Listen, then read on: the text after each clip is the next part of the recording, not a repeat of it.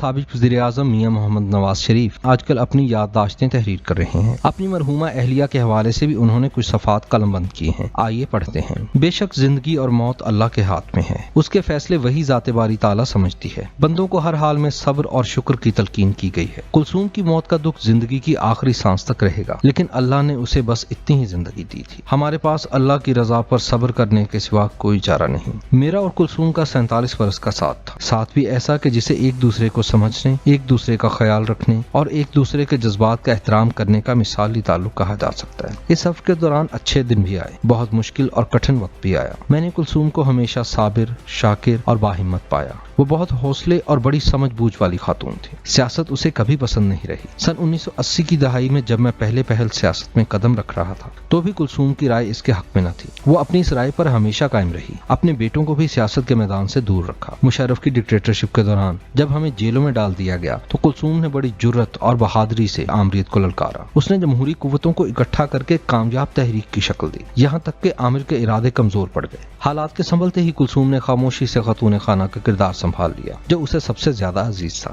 بچوں کی تعلیم و تربیت پر کلثوم کی خاص توجہ رہی۔ رسمی تعلیم کے ساتھ ساتھ دین کی تعلیم، مشرقی اقدار، نماز روزے کی پابندی اور بڑوں کا احترام، یہ سب کچھ ہمارے خاندان کے بزرگوں کی میراث ہے۔ کلثوم نے اس میراث کو سنبھالا اور اپنے بچوں میں بطری کے احسن منتقل کیے۔ میرے ذہن میں پہلے بھی اکثر خیال آتا تھا اور اب تو ہر روز یہی سوچتا ہوں کہ 47 سال کے لمبے سفر کے دوران ہمارے درمیان کبھی تلخی کا کوئی لمحہ نہیں آیا۔ گھر میں کسی نہ کسی بات پر میاں بیوی کے درمیان اختلاف رائے ہو جاتا ہے، کشیدگی اور تلخی بھی پیدا ہو جاتی ہے، وقتی طور پر ناراضگی بھی ہو جاتی ہے، لیکن مجھے کوئی ایک بھی ایسا ناخوشگوار واقعہ یاد نہیں۔ اس کا کریڈٹ یقیناً کلثوم کو جاتا ہے۔ اس نے کبھی ایسا ماحول ہی نہیں بننے دیا کہ بات آگے بڑھے اور ترقی کی طرف جائے۔ میں نے اسے تمام معاملات میں بڑا معاملہ فہم اور دانا پایا۔ سیاست سے دلچسپی نہ ہونے کے باوجود اس کی سیاسی سوجھ بوجھ کمال کی تھی۔ اس کا مشورہ ہمیشہ بڑا مناسب اور اکثر درست ہوتا۔ سیاست کی وجہ سے میرے لیے یا خاندان کے لیے پیدا ہونے والی مشکلات میں کبھی اس نے ہمت نہ ہاری۔ اس کی ہمت ہمیشہ میرا حوصلہ بھی بڑھاتی رہی۔ کلثوم کی بیماری کا انکشاف اچانک ہوا۔ ہم سیاسی معاملات اور عدالتی کارروائیوں میں الجھے ہوئے تھے۔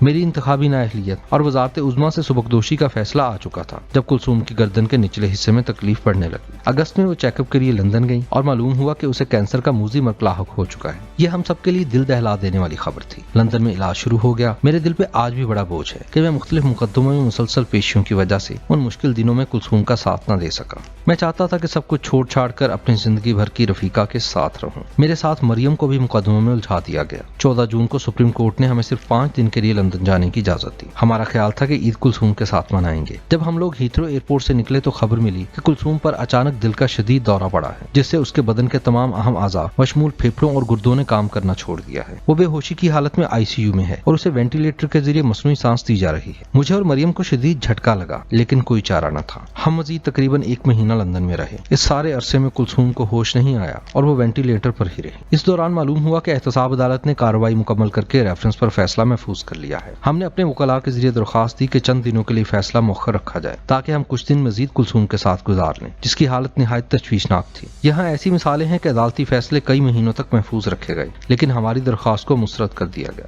6 جولائی کو احتساب کورٹ نے ہمیں لمبی قید کی سزائیں سنا دی اور ادھر کلثوم کی حالت مسلسل بگڑ رہی تھی۔ ہم جب لندن پہنچے تھے کلثوم ہم سے اور ہم کلثوم سے کوئی بات نہیں کر سکے تھے۔ بات تو خیر کیا ہوتی، کلثوم یہ بھی نہ دیکھ سکی کہ ہم اس کے سرہانے کھڑے اسے آوازیں دے رہے تھے۔ فیصلہ آ جانے کے بعد میرے سامنے 2 ہی راستے تھے۔ ایک راستہ یہ کہ میں 47 سال کی لمبی رفاقت کو اس حال میں چھوڑ کر قطن نہ جاؤں۔ ڈاکٹروں کا مشورہ بھی یہی تھا کہ میں اور مریم مریضہ کے پاس رہیں کیونکہ کلثوم بستر مرگ پہ تھی۔ کوئی سانس بھی اس کا آخری سانس ہو سکتا تھا۔ اسے اس حال میں چھوڑ کر جانا میرے لیے ناقابل تصور تھا۔ دوسری طرف تاریخ کے ایک اہم موڑ پر پوری قوم میری طرف دیکھ رہی تھی۔ ایک طرف اپنی رفیقہ حیات کے ساتھ میرا قلبی اور جذباتی رشتہ تھا اور دوسری طرف میں کسی قیمت پر یہ تاثر نہیں دینا چاہتا تھا کہ میں سزا اور جیل سے بچنے کے لیے کوئی بہانہ تلاش کر رہا ہوں۔ میں نے دوسرے راستے کو چنا اور یہ ہماری تاریخ کی واحد مثال ہے کہ کوئی شخص اپنی بیٹی کا بازو تھامے اتنی لمبی قید کاٹنے کے لیے وطن واپس آ گیا۔ ایک بے بنیاد ریفرنس پر ایک انتہائی کمزور اور متنازع فیصلہ آ چکا تھا۔ مجھے قانون کے سامنے حاضر ہونا تھا۔ وہ بڑا ہی تکلیف دہ اور جذباتی لمحہ تھا۔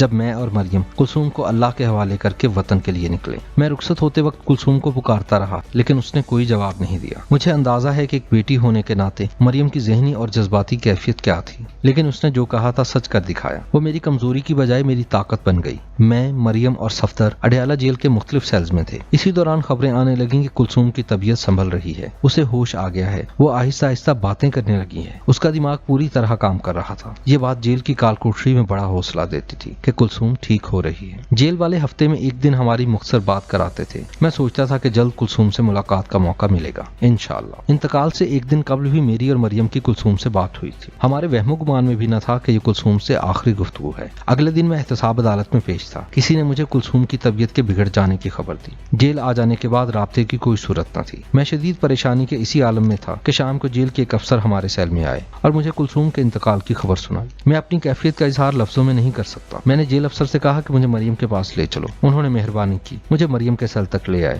مریم اچانک مجھے اپنے سیل میں دیکھ کر پریشان ہو گئی۔ میں نے اسے گلے لگایا اور بتایا کہ کلثوم ہمیں چھوڑ گئی ہے۔ انا للہ و انا الیہ راجعون۔ یہ ایک قیامت تھی جو ہم پر گزر گئی۔ میں کئی سالوں پر پھیلی ہوئی بہت سی مشکلات اور مصیبتیں شاید بھول جاؤں گا، لیکن یہ گہرا زخم کبھی نہیں بھرے گا کہ میری 47 سال کی رفیقہ حیات کینسر کے موذی مرض میں مبتلا زندگی کی آخری سانسیں لے رہی تھی، اور میں اس سے ہزاروں میل دور جیل کی تنگ و تاریک کوٹڑی میں بے بسی کے عالم میں صرف یہی سوچ رہا تھا کہ پتہ نہیں کلثوم کس حال میں ہے۔ یہ تشنگی ایک آگ کی طرح میرے اندر سلگتی رہے گی کہ میں کلثوم کی زندگی کے آخری لمحات میں اس کے پاس کیوں نہ تھا۔ پاکستان کے لوگوں نے کلثوم کو بہت عزت دی۔ اس کی نماز جنازہ میں لاکھوں لوگ شریک ہوئے، گھر گھر اس کے لیے دعائیں ہوئیں۔ مجھ سے تعزیت کرنے والوں کا سلسلہ اب تک جاری ہے۔ ان میں پاکستان کے علاوہ بیرون ملک کی شخصیات بھی شامل ہیں۔ میں ان سب کا شکر گزار ہوں۔ اللہ انہیں اس محبت اور ہمدردی کا اچھا صلہ دے۔ اللہ کلثوم کو جنت الفردوس میں اعلیٰ مقام دے۔ اس کے بغیر خود کو بہت تنہا محسوس کرنے لگا ہوں، لیکن اللہ کے ہر فیصلے کے سامنے سر جھکانا پڑتا ہے۔